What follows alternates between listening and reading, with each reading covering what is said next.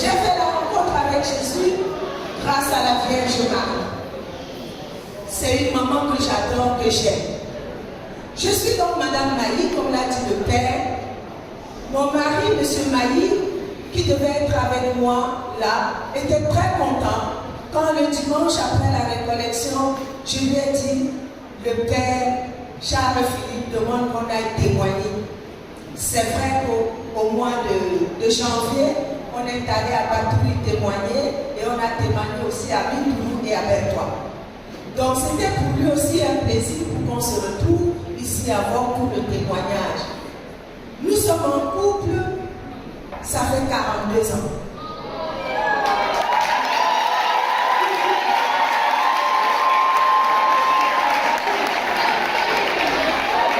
Vous pouvez bien compter, je ne mens pas. On s'est croisés, M. Maï et moi, quand j'avais 18 ans.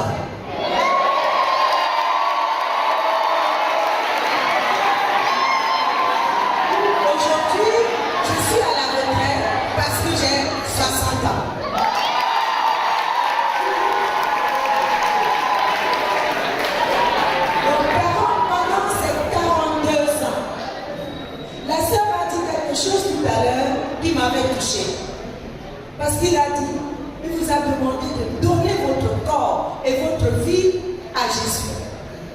Et je suis contente de prendre la parole pour témoigner parce que la famille, la vie de famille, la famille est très importante. C'est dans les familles que nous avons les consacrés. Le Père Jean-Philippe est sorti, le Charles-Philippe est sorti dans une famille. La sœur Isaïe Marie qui a témoigné tout à l'heure est sortie dans une famille. Je crois que hier, quand ils étaient jeunes, ils participaient aussi à des séminaires, à des récollections, à des rencontres des jeunes, comme vous. Personne parmi eux ne savait qu'elle allait consacrer sa vie au Seigneur. Mais qu'est-ce qui a fait que le petit désir qu'ils ont ressenti de consacrer leur corps et leur vie à Jésus se réalise aujourd'hui pour qu'ils soient prêtres de Jésus-Christ et la sœur religieuse de Jésus-Christ? C'est tout simplement parce que dans leur famille, les parents les ont éduqués à la foi chrétienne. Vous allez suivre le témoignage des parents des religieuses. Il y avait un prêtre qui nous disait, mais je suis devenue prêtre là parce que ma mère faisait le chapelet. Je lui ai dit que la Vierge Marie là, tu la fatigues. Ma mère faisait le chapelet tous les jours et elle nous confiait tous les jours au cœur immaculé de Marie. Et dans la famille de ce prêtre là, ils étaient 4 enfants. 3 ont consacré leur vie à Dieu et la seule fille qui était là s'est mariée. Et avec son mari, ils sont très engagés à l'église. Donc pour vous dire que nous avons pu faire 42 ans, M. Maï et moi, c'est tout simplement parce qu'on prie beaucoup. Pour qu'il y ait bonheur dans un couple, il faut mettre Jésus à la première place dans votre couple. Le bonheur du couple vient de la présence de Jésus. C'est ça même la définition du mariage. Le mariage, c'est quoi? C'est lorsqu'un homme et une femme s'accordent à accueillir Jésus dans leur vie. Pour moi, c'est ça la définition. Un homme, une femme peut vagabonder. Un homme peut vagabonder. Et puis à un moment donné, ils se retrouvent et se disent, non, on ne va pas rester comme ça. Il faut que Jésus devienne le maître dans notre couple. Donc, qu'est-ce que nous on fait? C'est simple. Beaucoup de filles sont là. Dans la vie du couple, c'est la femme qui tient le couple. Quand vous allez voir dans l'histoire de la Bible, on parle de la femme qui est complice de Dieu. Je vais vous donner des exemples. Dieu le Père voit que le monde est inondé par le péché. Qu'est-ce qu'il a fait? Il va voir la Vierge Marie. Il dit que s'il te plaît, est-ce que tu peux m'aider? Une complicité. La Vierge Marie dit oui. Et le oui de la Vierge Marie nous a donné le Sauveur Jésus-Christ que nous adorons depuis hier soir. Amen. Amen. Dans la Bible, dans l'Ancien Testament, il y avait une femme qu'on appelait Judith. Elle était très pieuse. Voilà que le Nabucodonosor décide d'exterminer les Israélites. Elle aussi, elle décide de prier. Elle prie avec les Israélites. Et dans la nuit, elle entre dans le camp des militaires. Et c'est cette femme qu'on appelle Judith qui va décapiter le chef d'état-major. Alors, Judith, je prendrai l'exemple de Esther. La reine Esther, tu as entendu parler d'elle. Dans notre église catholique, il y a des jeûnes de 3 jours, jeûne sec, qu'on appelle le jeûne Esther. Esther était une reine. Mais il y avait quelqu'un qui voulait détruire sa famille. Son oncle est venu la voir et dit, mais comment? Toi tu es ici, tu respires bien, mais pense aussi à nous. Le gars veut nous détruire. Toi tu es là parce que tu es déjà dans le royaume. Tu es déjà dans la cour. Esther décide de prendre 3 jours de jeûne sec. Pendant 3 jours, elle n'a pas mangé, elle n'a pas bu. Elle se dit, je vais me confier au Seigneur, que le Seigneur me donne la force d'aller affronter mon mari, le roi, pour lui parler de ce qui va arriver à ma famille. Et après ces 3 jours de prière, elle est allée voir le roi. Elle a expliqué au roi ce qui s'est passé. Et le roi a demandé que celui qui voulait détruire sa famille soit décapité. Amen. Amen. C'est la prière de la femme. Moi qui vous parle, 42 ans, c'est 42 ans de prière. Je suis une orpheline depuis 9 ans. Quand mon papa est décédé, je me suis dit, c'est fini. Mon papa était enfant unique. Ma mère, enfant unique. Donc, les deux, personne n'avait mis son derrière ni son devant. Mais mes 2 parents ont eu la grâce d'être accueillis par les religieux et religieuses. Mon prénom, mes 2 prénoms, c'est Marie-Solange.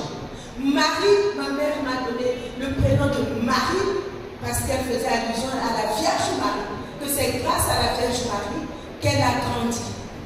Solange, c'était le nom de la sœur supérieure qu'il avait élevée. Mon papa, fils unique à son père aussi, après la mort de ses parents, a été élevé par les frères maristes. Et mes 2 parents vont se croiser à l'église. L'une était chez les sœurs, l'autre était chez les frères, et c'est comme ça qu'ils vont se marier. Amen. Amen.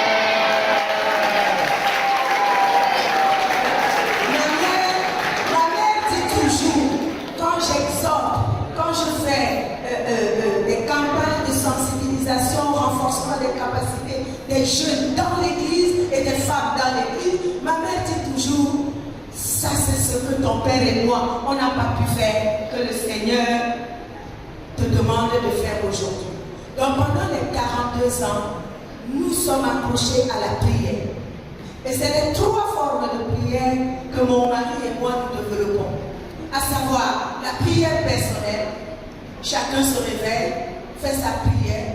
Et puis la prière conjugale, on le fait tous les matins avant de sortir. Et enfin, la prière familiale tous les soirs avant d'aller nous coucher. Avec les enfants, avec tous ceux qui sont dans notre maison. Mais moi, je suis plus profond. Parce que tous les jours que Dieu a créé, et ceci depuis 1990, je fais ce qu'on appelle le rosaire.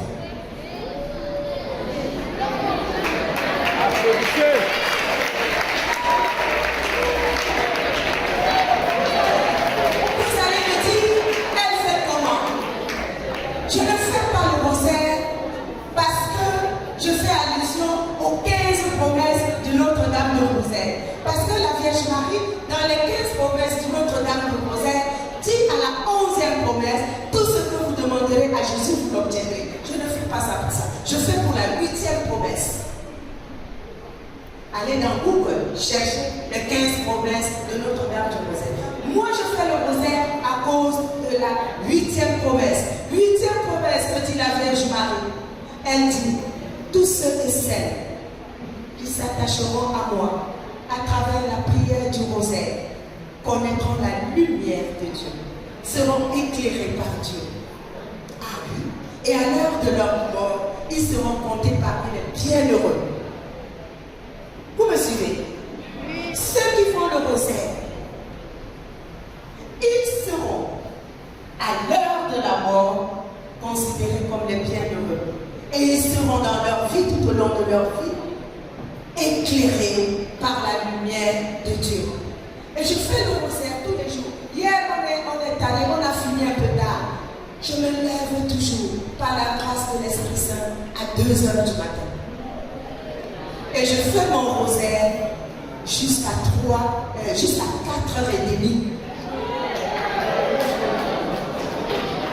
Ce que je vous dis, Jésus est présent au milieu de nous. Et ce qu'il a fait pour moi, parfois je me demande, je dis, mais je fais de comment?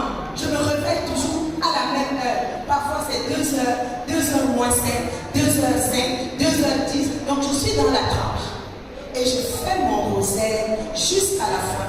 Parce que je me dis que je veux être un jour une sainte. C'est mon désir. Je veux un jour être comptée parmi les bienheureuses. Ça, c'est mon désir. Et ma devise, mon mari et moi, c'est dans Galates 2, verset 20. Ce n'est plus moi qui vis, mais c'est le Christ qui vit en moi. Voilà notre devise. Ce n'est plus moi qui vis.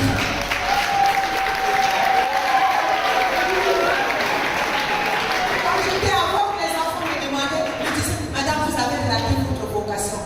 Non, la vocation, ce n'est pas seulement porter la culture. Ce n'est pas seulement porter la robe de la religieuse. Être mère, être épouse dans une famille, c'est une vocation. Le mariage est un appel de Dieu.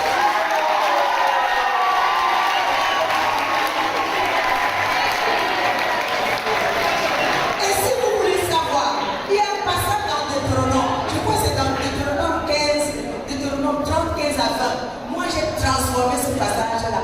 Qu'est-ce que je dis? Je dis seulement au Seigneur, la parole dit, je mets devant vous 2 voies. La voie qui mène au bien, bénédiction, la vie. La voie qui mène au mal, malédiction, la mort. Moi j'ai dit, j'ai mis devant vous 2 voies. La voie qui conduit à la vie consacrée et la voie qui conduit au mariage. Donc là où vous êtes, priez pour que le Seigneur vous montre votre voie. Vous ne pouvez pas venir. Il y en a qui ont fait fort ici, qui ont fait tous les week-ends d'Eucharistie. Normalement, la congrégation des frères de Saint-Jean et des sœurs de Saint-Jean devait être remplie d'anciens fortoises à cause du week-end d'Eucharistie. Si ça ne vient pas, on va toujours continuer à prier pour ça. Donc, pour terminer, puisqu'on me demande d'arrêter, c'est la vie de prière. Il faut prier en couple, et il faut dialoguer en couple. Parce que dans la vie du couple, il y a des hauts et des bas, ça ne manque pas. Mais quand il y a des difficultés, sachez demander pardon, sachez vous humilier. La femme doit être soumise. Ce n'est pas la soumission comme un esclave, mais c'est la soumission à l'amour. C'est la soumission à l'amour.